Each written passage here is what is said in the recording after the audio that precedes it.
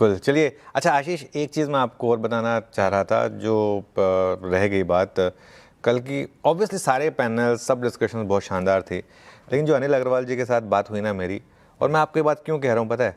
क्योंकि देखिए, एक होता है फर्स्ट जनरेशन एंटरप्रेन्योर, ठीक है?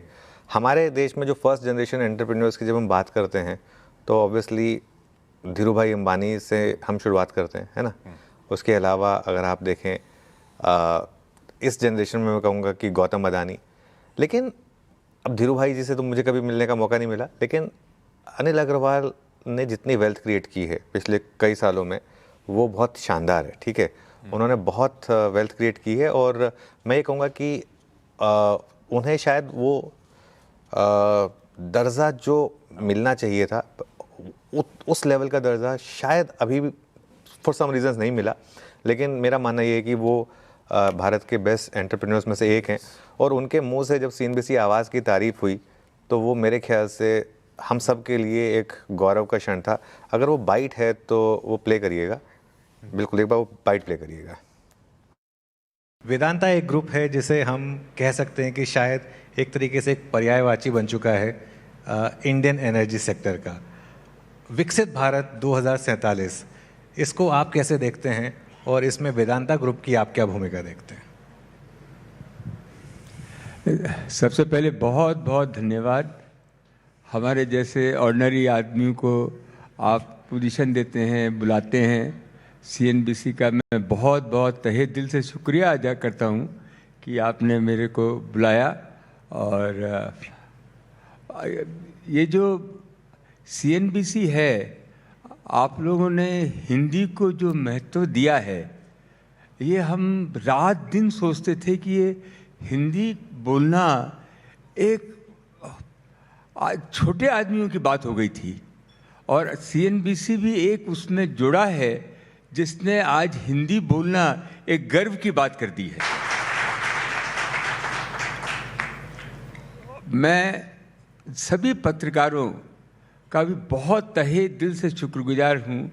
वही हैं, वही हमारे सबसे बड़े स्तंभ हैं, और स्पेशली हमारे बिहार पूर्वांचल के जो पत्रकार हैं, वो पैसे ज़्यादा नहीं कमा सके, लेकिन उनमें जो महत्वाकांक्षा, जो बुद्धि, जिस हिसाब से वो लिखते हैं, करते हैं, आज देश आगे बढ़ेगा। उन लोगों की सबसे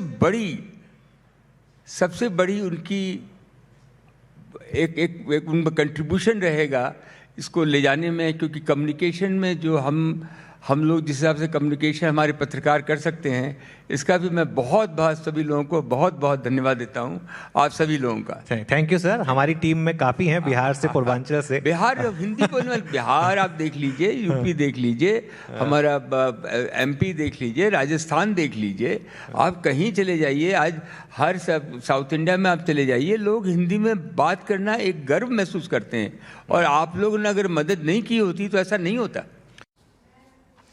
और मैं एक चीज़ बताऊं आशीष, मुझे बहुत अच्छा लगा कि कॉर्पोरेट इंडिया से, सरकार से, मंत्रालय से इतने लोग आए।